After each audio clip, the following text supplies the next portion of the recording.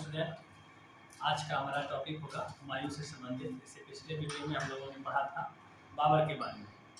बाबर के बारे में बाबर की मृत्यु हो जाती है 26 दिसंबर 1530 को। इसके बाद 4 दिन बाद 30 दिसंबर 1530 को राजा बनते हैं, शासक बनते हैं हुमायूं।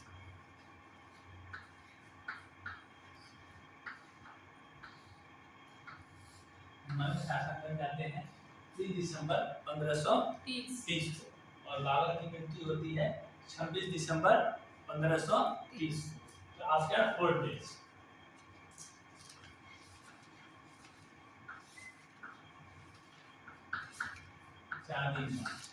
अपने पिता की मृत्यु के 4 दिन बाद हुमायूं बादशाह बन जाते हैं दिल्ली के। हुमायूं के बारे में जानेंगे, हुमायूं का जन्म कैसे हुआ, कब हुआ, कहाँ हुआ। तो हुमायूं का जन्म 6 मार्च 1508 को काबुल में हुआ।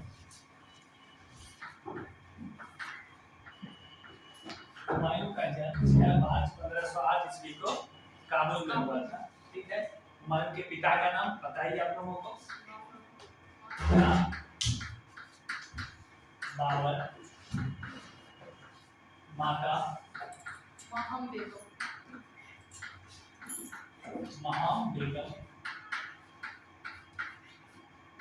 माता का नाम महम बेगम। तो पिता की मृत्यु के बाद हुमायूं बन जाते हैं बादशाह। ठीक है। तो पिता की मृत्यु के बाद पिता का कैसा रहा, क्या हुमायूं के बादशाह बनने के बाद, ठीक है, हुमायूं के बादशाह बनने के बाद हुमायूं के सामने क्या क्या चुनौतियां थी, इसके बारे में हम लोग जानेंगे। तो हुमायूं के बादशाह बनने के बाद उसकी क्या क्या प्रारंभिक चुनौतियां थी, उसका परिवार का क्या स्ट्रक्चर था, इसको जानेंगे। तो हुमायूं के 3 भाई थे हुमायूं को छोड़कर, जिसका नाम था कामरान, अस्करी और हिंदा। ठीक है। ये तीनों बाबर के द्वारा ही आए थे, संतान थे बाबर के ही और एक हुमायूं। तो ये लोग कुल मिला के 4 भाई होंगे। एक बहन थी गुलबदन बेगम, ठीक ना।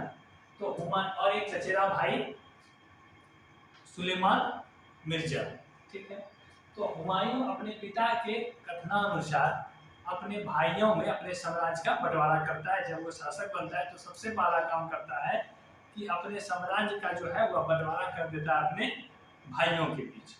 और यही जो बंटवारा करता है उसके सामने जो चुनौतियां होती हैं उसमें से एक चुनौती पहला ये है, और वो उसके मतलब विस्तार करने या सत्ता को स्थायित्व प्रदान करने में ये भी एक कमी के रूप में इसको देखा जाता है।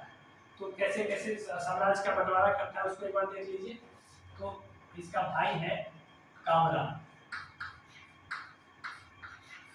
कामरान को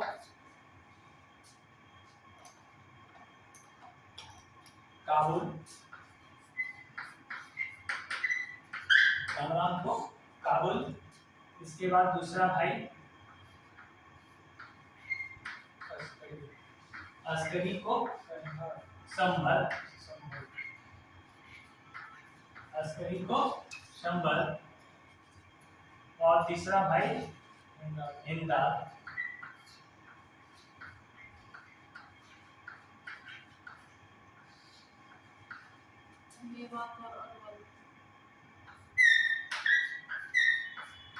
मेवाड़।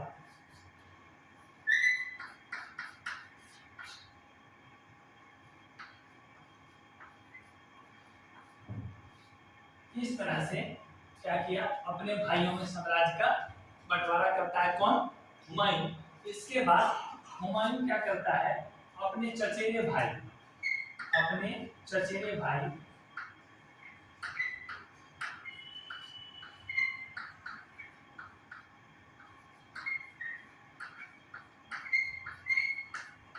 सुलेमान मिर्जा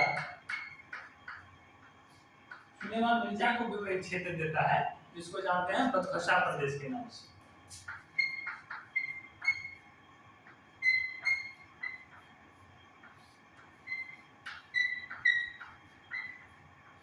तो बदखशा प्रदेश देता है अपने भाई चचेरे भाई सुलेमान मिर्जा। और हुमायूं जब शासक बनता है, बादशाह बनता है, उससे पहले वो बदखशा प्रदेश का ही सूबेदार नियुक्त रहता है अपने पिता के संरक्षण में। अपने पिता के समय में वो बाबर के टाइम में बदखशा का सूबेदार होता है कौन? हुमायूं। इसके बाद जब पिता की मृत्यु हो जाती है 26 दिसंबर, बाबर की मृत्यु 26 दिसंबर 1530 को, और 4 दिन बाद 30 दिसंबर 1530 को हुमायूं शासक बनता है। और बनने के बाद सर्वप्रथम वह अपने साम्राज्य का बंटवारा करता है अपने भाइयों के बीच में।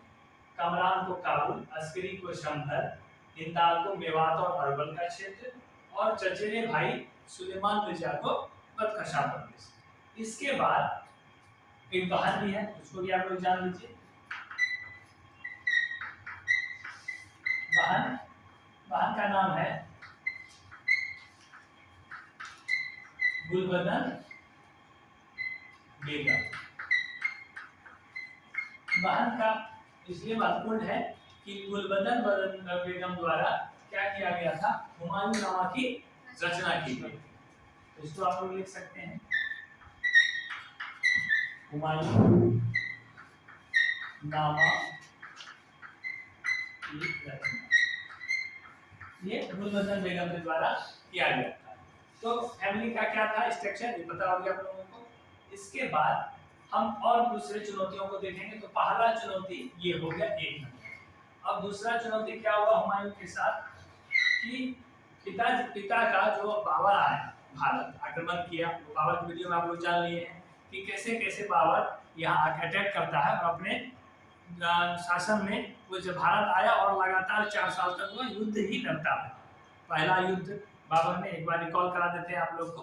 पहला युद्ध लड़ा वो सबसे पहले पानीपत का प्रथम युद्ध 1526 में, दूसरा खानवा का युद्ध 1527 में, तीसरा चंदेरी का युद्ध 28 में 1528 में, इसके बाद घाघरा का युद्ध 1529 में।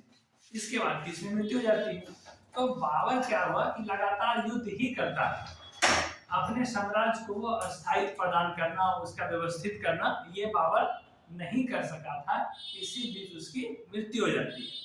और असंगठित साम्राज्य, इसको हम बोल सकते हैं कि असंगठित साम्राज्य का नेतृत्व आता है उसके पुत्र हुमायूं के कब्जे।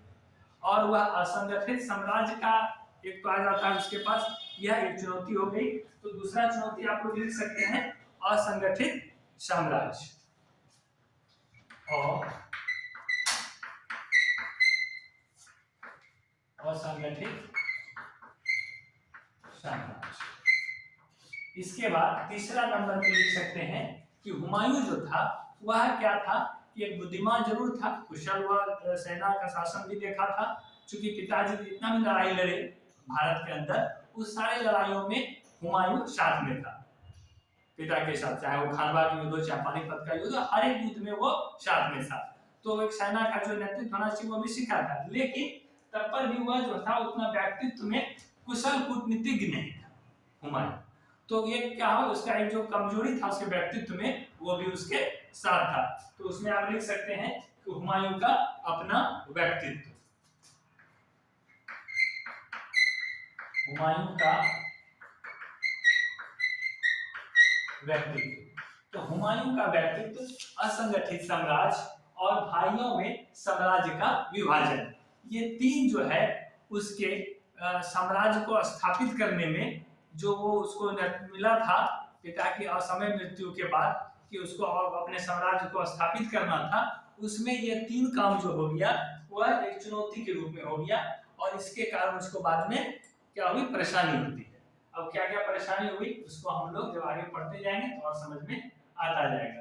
तो ये चीज आप क्वेश्चन के दृष्टिकोण से देख लीजिए कि किस किस भाई को क्या क्या साम्राज्य दिया, ये रिकॉल कर लीजिए। कामरान को काबुल, अस्करी को शंबल, हिंदाल को मेवात व अरवल का क्षेत्र, अब चचेरे भाई सुलेमान मिर्जा को बदखशा प्रदेश, और बहन गुलबदन बेगम ने हुमायूं नामा की रचना की। इसके बाद चुनौतियां, प्रारंभिक चुनौतियां, तो तो भाइयों में साम्राज्य का विभाजन, इसके बाद असंगठित साम्राज्य, इसके बाद हुमायूं का अपना व्यक्तित्व, जो वो एक जो पिता का व्यक्तित्व है या कुशल जो नेतृत्व करने वाले होते हैं सेनापति सेना नायक, उनका जो होता है एक व्यक्तित्व, वो उनमें कमी थी कहीं ना कहीं। तो एक ये तीन चुनौती और महत्वपूर्ण है जो हुमायूं के साथ रहा उसके जीवन के दौरान। इसके बाद ये सब होता गया, वो अपने भाइयों में साम्राज्य को बांटते हैं। तो ये क्या बोलता है 1500 दिसंबर में बनते हैं, तो मान के चलिए 31 में ये होता है। इसके बाद 1531 के बाद फिर हुमायूं क्या करता है 1531 में ही सबसे पहला अभियान सैन्य अभियान जो वो करता है उसको देखेंगे हम लोग। तो प्रथम सैन्य अभियान है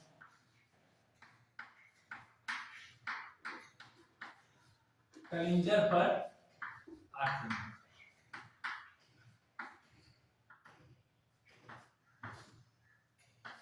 कब किया 1531 में कालिंजर पर आक्रमण करता है हुमायूं 1531 में।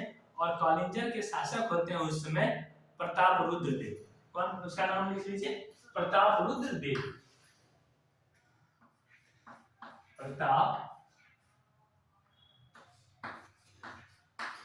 रुद्र देव, ये प्रताप रुद्र देव से पे अटैक करते हैं और प्रताप रुद्र अपने किले के अंदर होते हैं। और फिर क्या होता है कि ये घेरा डाल के 4 महीने तक बैठे रहते हैं कि क्या हो संधि, मतलब वो निकलेगा और हम युद्ध करेंगे।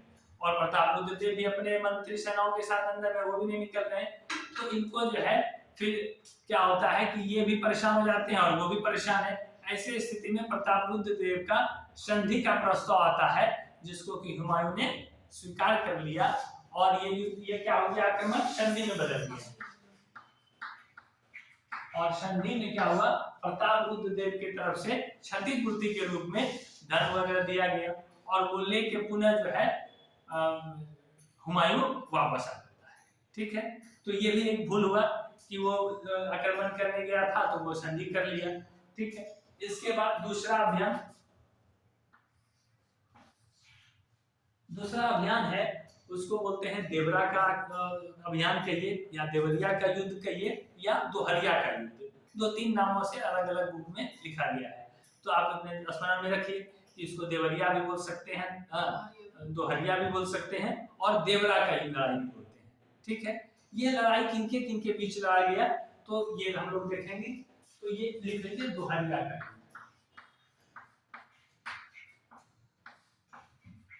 दोहरिया का युद्ध। ये लड़ाइयां मुख्य रूप से अफगानों और हुमायूं के बीच। तो अफगानों का नेतृत्व कर रहे थे उस समय, ये है अभी के उत्तर प्रदेश का क्षेत्र और बिहार का, दक्षिणी बिहार का, मतलब बिहार का क्षेत्र और मिला के उत्तर प्रदेश। तो ये दोनों जगह पे नेतृत्व कौन कर रहा था अफगानों का, तो महमूद लोदी। कौन कर रहा था, महमूद लोदी। तो लिख लीजिए महमूद लोदी, महमूद लोदी। कब होता है तो 1532 में ये अभियान होता है। 1532 में दोहरिया का युद्ध। इस युद्ध का क्या परिणाम निकला, तो इस युद्ध में परिणाम ये निकला कि हुमायूं जो है अटैक करता है और महमूद लोदी नेतृत्व कर रहा होता है अफगानों का, और महमूद लोदी को मैदान छोड़ के भागना पड़ता है और वो भाग के चला जाता है बहादुर शाह के पास संरक्षण में। बहादुर शाह कौन, गुजरात का शासक। ठीक है, तो वहां चला जाता है भाग के महमूद लोदी। और फिर क्या होता है, पुनः लौट के हुमायूं आ जाते हैं। और लौट के आने के बाद हुमायूं क्या करते हैं कि चुनार के किला का घेराव कर देते हैं 1532 में। तीसरा अभियान क्या हो जाता है, इसको लिखिए, चुनार के किले का घेराव। ये भी 1532 में ही पहुंच होता है। 1532 में चुनार के किले का घेराव। तो चुनार के किले में कौन होता है उस समय, तो शेर खां होता है चुनार के किले में, घेरा डाल के वहां भी बैठे रहते हैं। चुनार का किला जो था वो भी बहुत, उसको भेदना बड़ा कठिन था। तो हुमायूं वहां भी डेरा डाले रहता है।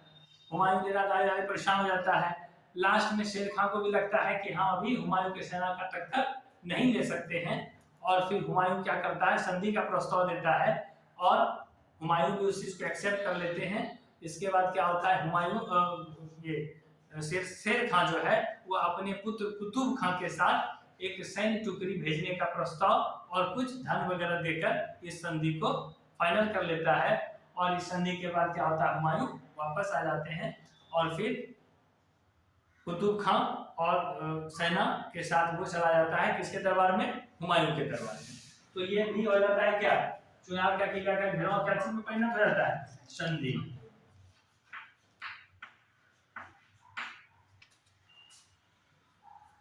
इसके बाद चौथा अभियान हम लोग देखेंगे। चौथा अभियान में हो जाएगा आपका बहादुर शाह से संघर्ष। बहादुर शाह से संघर्ष होगा कब, 1535-36 में। बहादुर शाह से संघर्ष 1535 और 36 में। अब इसमें क्या कहानी है बहादुर शाह से संघर्ष में, कि बहादुर शाह गुजरात का होता है शासक, और वो धीरे धीरे अपना अधिकार क्षेत्र बढ़ा रहा होता है चित्तौड़ की तरफ, ठीक ना। चित्तौड़ की रानी होती है राजमाता कर्णवती, और वो संरक्षिका होती है किसका, तो विक्रमजीत की संरक्षिका होती है महारानी या राजमाता के लिए कर्णवती। और वो अटैक कर दिया रहता है बहादुर शाह रानी कर्णवती के खिलाफ, और रानी कर्णवती उधर हुमायूं को एक राखी और पत्र भेजती हैं कि आप जो है सो दिल्ली का बादशाह, भारत का बादशाह होने के नाते हमको मदद करिए और हमको इसमें रक्षा कीजिए, हम आपके मतलब आपसे मदद की उम्मीद रखते हैं। ऐसी स्थिति में क्या करता है कि बहादुर शाह भी एक पत्र भिजवाता है हुमायूं को कि आप जो है मदद नहीं करें, किसका, कर्णवती का, क्योंकि हम जो है एक जिहाद के मतलब लड़ाई हमारा है, सिर्फ सत्ता का लड़ाई नहीं है, इसलिए हम उम्मीद करते हैं कि इस लड़ाई में आप हमें समर्थन प्रदान करेंगे, उसका साथ नहीं देकर। और हुमायूं असमंजस में फंस जाते हैं और ना इधर साथ देते हैं ना उधर, और ऐसी स्थिति में क्या होता है कि बहादुर शाह चित्तौड़ और मालवा पे अधिकार कर लेता है, ठीक है। और जब वो इस अभियान से वापस आता है बहादुर शाह, तब जो है मंदसौर गुजरात के पास जो है युद्ध होता है, किसके किसके बीच, हुमायूं और बहादुर शाह के बीच। हुमायूं और बहादुर शाह के बीच युद्ध होता है, और इस युद्ध में क्या होता है, बहादुर शाह पराजित होता है और बहादुर शाह को भागना पड़ता है। बहादुर शाह क्या करता है, भागकर पुर्तगालियों के शरण में चला जाता है, और इस युद्ध के दौरान हुमायूं के साथ उसका भाई अस्करी भी इस अभियान में साथ होता है, और वह हुमायूं इस अभियान को जीतकर मांडू का किला, चित्तौड़ का किला और गुजरात का, ये सारा किसके कब्जा में आ जाता है, हुमायूं के कब्जे में। और हुमायूं यह सारा क्षेत्र अपने भाई अस्करी को सौंपकर वापस दिल्ली लौट आता है। और अस्करी क्या है, वह फिर आराम शाही जीवन में व्यस्त हो जाता है, और इसको ऑफ कर दिया, आराम में व्यस्त हो जाता है। और फिर वो क्या है कि एक साल बाद पुनः अपने शक्ति को बढ़ाकर बहादुर शाह अपने क्षेत्र को अपने अधिकार में वो कर लेता है। तो वो भी उसके हाथ से, ये भी उसका एक भूल था कि वो जीतता तो है, जहां जीतता भी है वहां भी उसको अपने नियंत्रण में नहीं रख पाता है, और वो भी भाई को सौंप दिया, भाई भी उसको नहीं नियंत्रित कर पाया। तो जिस वो तीव्रता के साथ अटैक करता है, उसको अपना विस्तार करना चाहता है, लेकिन उसी तत्परता के साथ फिर उसको कंट्रोल नहीं कर पाता है हुमायूं। ये भी हुमायूं की एक बहुत बड़ी कमजोरी के रूप में सामने आती है, ठीक है। इसके बाद ये हो गया 1535 और 36 का समय। इसके बाद फिर जो है कुछ समय के लिए हुमायूं दिल्ली में ही रुकता है, और इस बीच में वो 1535 में दीन पनाह भवन का निर्माण करता है। 1535 में हुमायूं क्या करता है,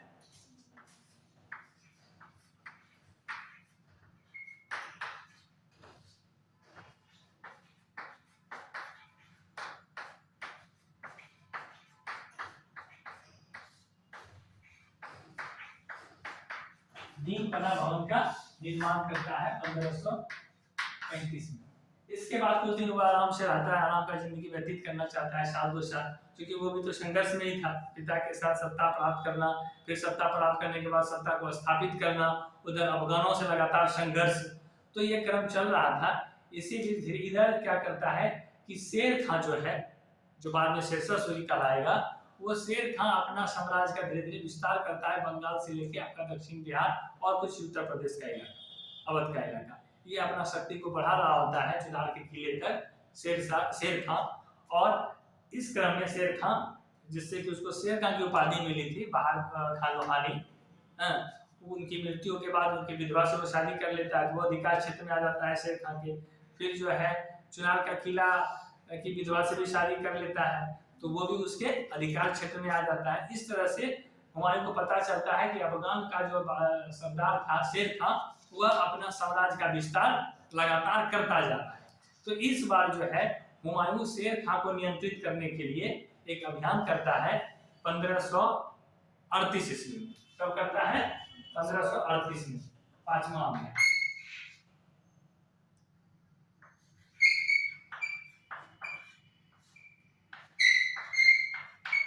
इसको हम जानते हैं चुनार विजय भी, इसको आप लिख सकते हैं चुनार विजय के नाम से। 1538 में 1538 में हुमायूं निकलता है शेरशाह को सबक सिखाने के लिए और शेरशाह को नियंत्रित करने के लिए। इस क्रम में हुमायूं आ जाता है, चुनार किला का घेरा करता है, इस बार अटैक कर देता है और शेर खां को क्या होता है, इस बार किला को छोड़कर भागना पड़ता है और वो किला आ जाता है हुमायूं के नियंत्रण में। और हुमायूं अपने सेना की कुछ टुकड़ियों को वहां छोड़कर और फिर बंगाल की तरफ कुछ करता है कि बंगाल तक का पूरा एरिया जो है अपने कंट्रोल में हमको कर लेना है। इसी बीच क्या होता है कि बंगाल जा रहा होता है और पहुंचने से पहले ही उसको खबर मिलता है कि उसका भाई जो है अस्करी, वो दिल्ली का सत्ता जो है वो हथियाना चाहता है और इन लोगों का राशन पानी भी कम हो रहा था, काफी समय बीत चुका था इस दौरान। तो क्या करता है हुमायूं जो है वापस लौटने का फैसला करता है कि अब हम वहां से रिटर्न हो जाएंगे। और इस बीच में हुमायूं क्या है, वो चुनार के किला से जो भागा था वह भागकर साइड होके वो भी अपने सेना को तैयार करके रखे हुए और वो वापस आता है। इसी बीच वापस आने के क्रम में कर्मनाशा नदी के इस पार हुमायूं अपने सेना के साथ जो है कर्मनाशा नदी के इस पार हुमायूं अपने सेना के साथ पहुंचता है और देखता है कि कर्मनाशा नदी के उस तरफ शेरशाह अपने सेनाओं के साथ तैयार खड़ा है। तो ऐसी स्थिति में क्या करता है हुमायूं वहां रुक जाता है और अपना टेंट वगैरह लगा के वो इंतजार करने लगता है, क्योंकि उसको भी हिम्मत नहीं होता है कि हम अटैक करें। और शेर खां भी इंतजार, शेर खां तो पूरा यहाँ की भौगोलिक स्थिति से वाकिफ था, तो शेर खां समय का इंतजार करता है कि सही समय पे हमको अटैक करना है। और हुमायूं सोचता है कि कैसे अटैक करें, तो वो क्या है रुक जाता है वहां पे। और जो जिधर हुमायूं रुका रहता है वो जो है मैदानी इलाका है, लेकिन पानी आने के जब अखाड़ का महीना या भादों का महीना बिहार में पानी का जब समय आता है तो पूरा इलाका पानी से भरने वाला था जिधर रुका हुआ था हुमायूं। और ये चीज पता था किसको? शेर खां को पता था और शेर खां उसी का इंतजार कर रहा था। और वही हुआ कि एक दिन अचानक भारी बारिश के बाद रात में पानी घुसी और शेर खां अटैक कर दिया। और शेर खां जब अटैक कर दिया तो हुमायूं का सेना में भगदड़ मच गया, सब इधर उधर भागने लगे और बहुत मारे भी गए सैनिक। इसके बाद हुमायूं भी जान बचाने के लिए भाग रहा था, भागने के क्रम में वो नदी में गिर गया और नदी में गिरने के बाद एक निजाम नामक भिश्ती ने उसकी जान बचाई, जिससे कि वो बोला कि ठीक है जब हम दिल्ली पहुंचेंगे तो आप आइएगा, आपको हम पुरस्कार के रूप में हम देंगे। तो ऐसी स्थिति में वो कहानी बाद में आप बताएंगे, वो फिर वहां जाता है क्या होता है। लेकिन इस तरह से हुमायूं क्या हुआ, ये युद्ध को कौन सा युद्ध के नाम से जाना गया? इस युद्ध को जाना गया चुनार विजय के बाद जो ये घटना लौटने के टाइम हुआ, ये समय था, इधर लिखते हैं हर जगह नहीं है, ये समय था आपका, यहाँ पे लिख देते हैं, ये समय था 1539 का, जिसको बोलते हैं चौसा का युद्ध। तो ये चौसा का युद्ध 1539 में हुआ और ये किनके बीच हुआ? तो ये हुमायूं और शेर खां के बीच होता है। और चौसा के युद्ध में क्या होता है, हुमायूं बिल्कुल परेशान होके जैसे तैसे डूबते गिरते भागता है वहां से, और सेनाएं भी बहुत क्षति हो जाती है हुमायूं की, बहुत डूब जाते हैं, मारे जाते हैं। इसके बाद जो महिलाएं थी उसको शेर खां बाइज्जत छोड़ देता है, वो फिर अपना चले जाती हैं महल। इस तरह से चौसा का युद्ध समाप्त होता है, और इसमें पराजय होती है किसकी, हुमायूं की पूरी तरह पराजय होती है। और इस युद्ध के बाद ही शेर खां अपने को शेरशाह का उपाधि से नवाजता है। क्या चीज का उपाधि, चौसा के युद्ध के बाद ही शेर खां बन जाता है शेरशाह सूरी, ठीक ना। चौसा के युद्ध के बाद हुमायूं बन जाता है शेरशाह सूरी।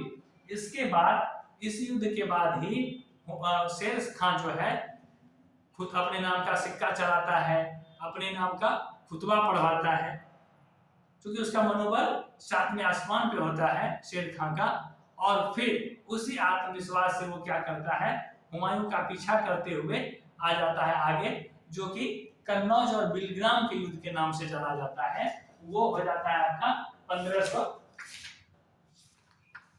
ये छठा अभियान हो गया। सातवां अभियान के रूप में आप लिख लीजिए कन्नौज, कन्नौज और बिलग्राम, कन्नौज या बिलग्राम या और लिख सकते हैं, कन्नौज या बिलग्राम एक ही है।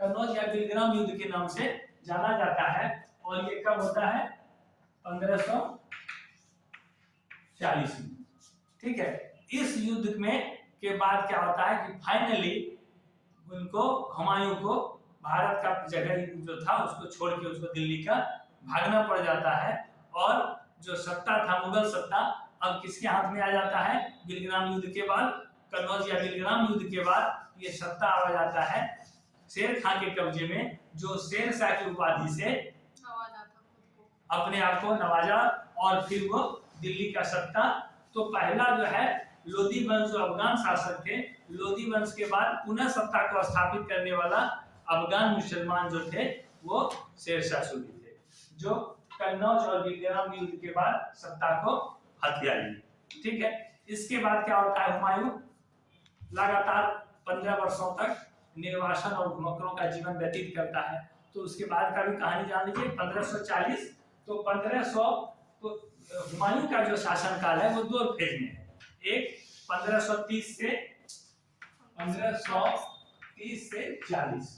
40 में आ गए हम लोग, और दूसरा फेज है आपका ये 1555 से 56, ये दो फेज है, 1530 से 40 और 1555 से 56, ये दो फेज में हुमायूं का शासन रहता है भारत में। तो पहला फेज तो पूरा हो गया कि कन्नौज बिलग्राम युद्ध से हुमायूं को यहाँ से जाना पड़ा, ठीक है। इसके बाद जो हुमायूं का जीवन काल रहा 40 से लेकर 55 तक का, उसको भी हम आपको संक्षेप में बताते हैं कि उसमें क्या होता है। 1541 ईस्वी में जब यहाँ से भाग के जा रहा होता है सिंध के तरफ से, तो वहाँ हिंदाल का गुरु थे मीर अकबर, ठीक ना, उनकी पुत्री हमीदा बानो बेगम से निकाह हो जाता है हुमायूं का, जिससे कि कालांतर में अकबर का जन्म होता है, ठीक है।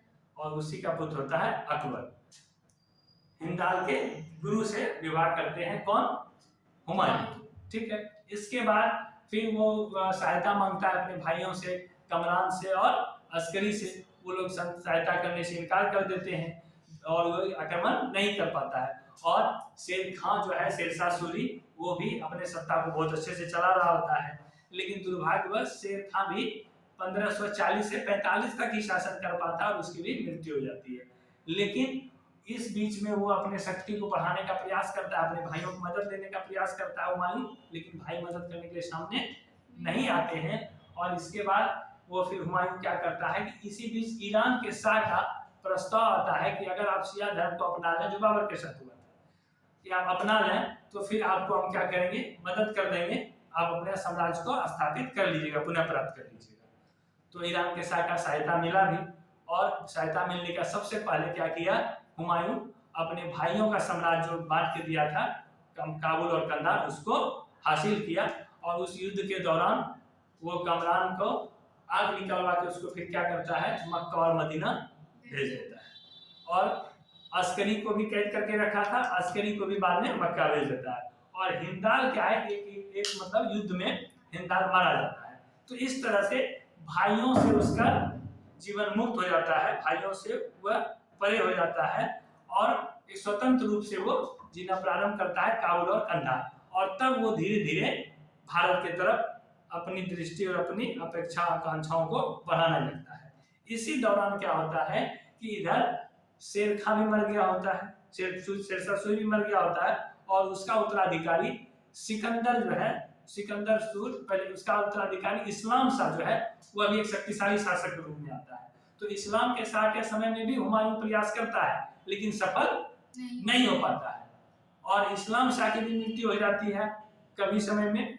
और इस्लाम शाह की मृत्यु के बाद अब लगता है हुमायूं को कि अब हम सफल हो जाएंगे और तब वो जो है सो फिर इधर अटैक करना शुरू करता है। और इस क्रम में सबसे पहला अटैक हुमायूं फिर जो करता है निर्वासन के बाद 1555 ईस्वी में, उस युद्ध को बोला जाता है मच्छीवाड़ा का युद्ध। कौन सा युद्ध? मच्छीवाड़ा का युद्ध 1555 में। और मच्छीवाड़ा के युद्ध में क्या होता है कि नसीब खां है, नसीब खां जो सरदार है, सूबेदार है, नसीब खां सिकंदर सूर का सूबेदार नसीब खां और किसके बीच? हुमायूं के बीच मच्छीवाड़ा का युद्ध होता है और नसीब खां की पराजय होती है और हुमायूं वह मच्छीवाड़ा का युद्ध जीत लेता है और पंजाब के क्षेत्रों पर अधिकार कर लेता है। मच्छीवाड़ा के युद्ध में कब? तो 1555। तो 1555 में मच्छीवाड़ा का युद्ध हुआ, इसमें पंजाब के क्षेत्र पे अधिकार कर लिया। और जब ये चीज को जानता है सिकंदर सूर, तो सिकंदर सूरी क्या करता है? अटैक कर देता है 1555 में ही। और वो युद्ध होता है कौन सा युद्ध? सरहिंद का युद्ध। 1555 में ही दूसरा युद्ध होता है फिर सरहिंद का युद्ध। सरहिंद का युद्ध, सरहिंद के युद्ध में यह युद्ध किसके बीच होता है? हुमायूं और सिकंदर सूरी के बीच में। और उसमें क्या होता है? सिकंदर सूरी पराजित होता है और हुमायूं जीत जाता है और दिल्ली फिर अपने कब्जे में कर लेता है। कौन? हुमायूं। इसके बाद 1556 में दीन पनाह भवन के सीढ़ियों से उतरने के क्रम में गिन कर उसकी पुस्तकालय की लाइब्रेरी की पुस्तकालय की सीढ़ियों से उतरते हुए हुमायूं की मृत्यु हो जाती है। कब? 1556 में। ठीक ना? क्या कोई दिक्कत है? तो 1556 में मृत्यु हो गई हुमायूं की। और हुमायूं की मृत्यु के बाद जो है, तो ये जो हुमायूं दोबारा आता है, इसमें एक और बात छूट गया जो आपको बता दें कि हुमायूं जो मच्छीवाड़ा का युद्ध लड़ता है या सरहिंद का युद्ध लड़ता है, तो ये सारे युद्ध में हुमायूं का सेनापति कौन होता है? बैरम खां। ठीक है, यहीं से बैरम खां के बारे में आप जानना शुरू हो गए। बाद में अकबर का संरक्षक बनता है और अकबर को सत्ता जो है स्थापित करने में हुमायूं की बहुत बड़ी भूमिका है। वो अकबर वाले वीडियो में अब जो हुमायूं के बाद आएगा उसमें पढ़ेंगे। और एक युद्ध जो है बीच में एक शासनकाल हम लोग पढ़ेंगे किसका? शेर खां और शेरशाह सूरी का, जो अगले वीडियो में पढ़ेंगे। ठीक है, इसके बाद हुमायूं का एक दीन पनाह भवन का निर्माण, ये आपको ध्यान में रखना है। दीन पनाह भवन की सीढ़ियों से गिरते हुए 1556 में। अब क्या है कि बहुत सारे इतिहासकार ने लिखा है कि हुमायूं जो है जीवन भर लड़खड़ाता रहा और लड़खड़ाते हुए ही उसकी मृत्यु हो गई। ठीक है, उनका मत है। लेकिन हम इसमें हमको लगता है कि वह अपने पिता के द्वारा हथियाया गया या अधिकार किया गया साम्राज्य, जो पूर्ण रूप से असंगठित था, उस साम्राज्य को स्थापित करने के लिए जीवन भर संघर्ष करता रहा।